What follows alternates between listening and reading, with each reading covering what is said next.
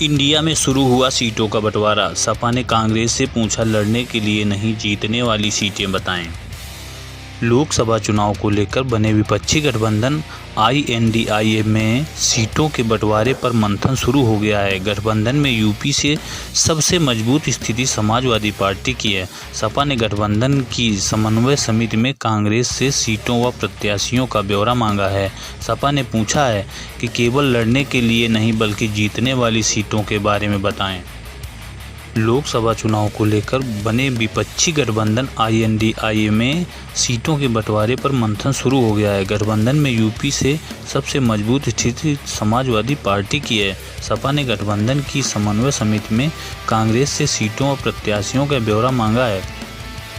सपा ने पूछा है कि केवल लड़ने के लिए नहीं बल्कि जीतने वाली सीटों के बारे में बताएं।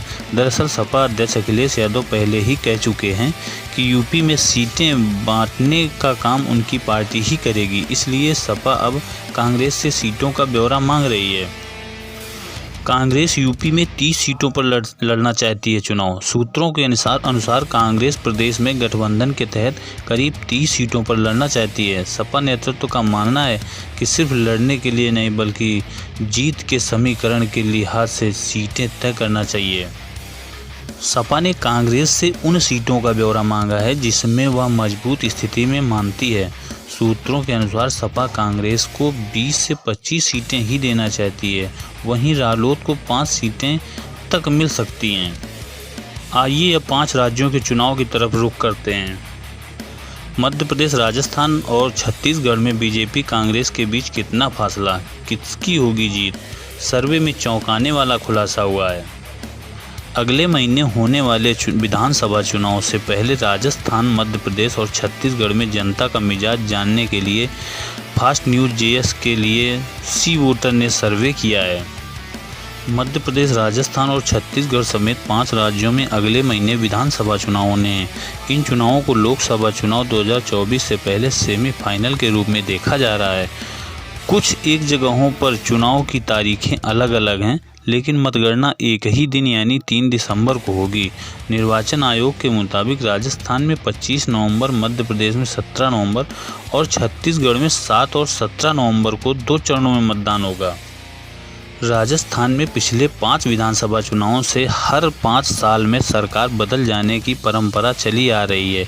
मध्य प्रदेश में पिछले 2018 के विधानसभा चुनाव में कांग्रेस मामूली अंतर से जीती थी और कमलनाथ मुख्यमंत्री बने थे, लेकिन ज्योतिरादित्य सिंधिया और उनके समर्थक 22 विधायकों की बगावत से सरकार गिर गई थी।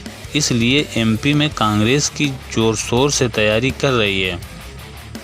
छत्तीसगढ़ में विधानसभा की 90 सीटें हैं। पिछले 2018 के विधानसभा चुनाव में कांग्रेस को 68, बीजेपी को 15, BSP को 2 और अन्य को 5 सीटें मिली थीं। इस बार फिर कांग्रेस जहां सत्ता बरकरार रखना चाहती है तो बीजेपी वापसी का प्रयास कर रही है।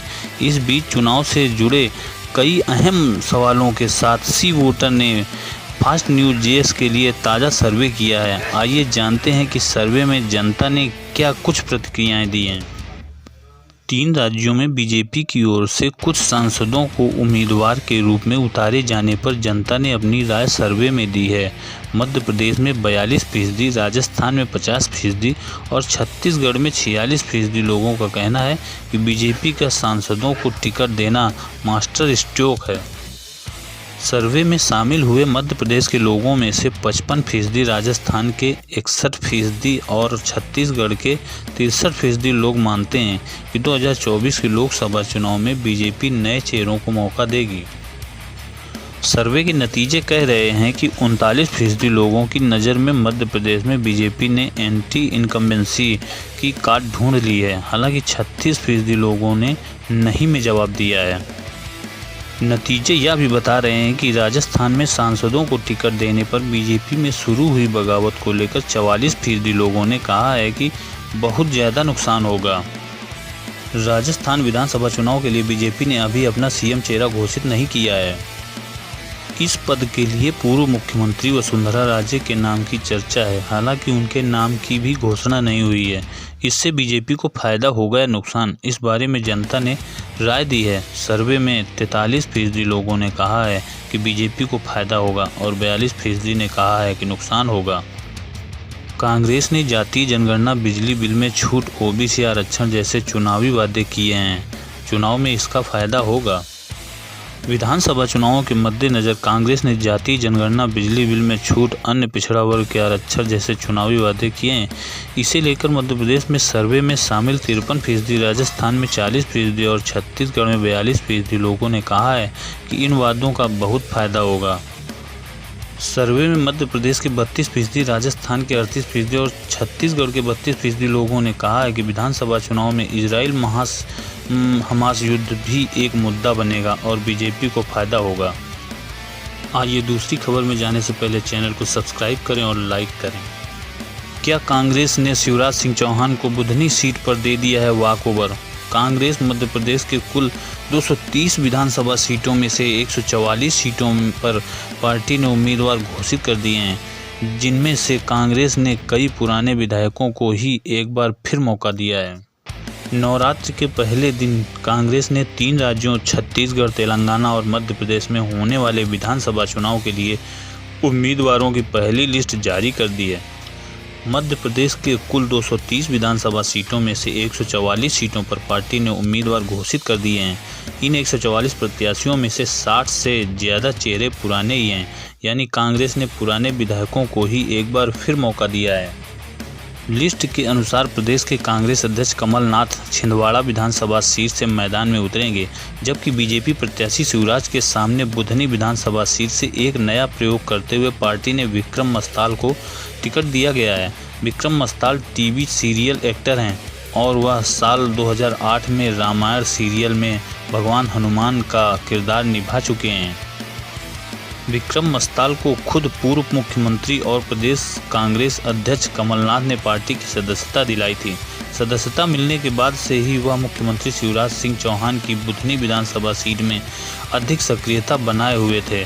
इस क्षेत्र में उनकी सक्रियता को देख पीसीसी चीफ कमलनाथ ने कांग्रेस में नर्मदा सेवा सेना संगठन का गठन किया, जिसका सह प्रभारी भी विक्रम मस्ताल को ही बनाया गया था। एक्टिंग से राजनीति में कदम रखने वाले विक्रम मस्ताल को अब मध्य प्रदेश विधानसभा चुनाव में बड़ी जिम्मेदारी दी गई है। लेकिन एक सवाल ये भी उठ रहा है कि क्या शिवराज सिंह चौहान जैसे मजबूत चेहरे और 20 साल से भाजपा का गढ़ माने जाने वाला बुधनी सीट पर विक्रम मस्ताल को उतारना कांग्रेस को भारी पड़ सकता है? बुधनी कांग्रेस के स्थानीय नेता संजय शर्मा ने फास्ट न्यूज JS से बात करते हुए कहा कि यहां शिवराज सिंह के खिलाफ मजबूत उम्मीदवार की ही मांग कर रहे थे। ऐसे ही देश प्रदेश की हर छोटी बड़ी खबर पाने के लिए प्लीज़ चैनल को सब्सक्राइब करें, लाइक करें और कमेंट करें।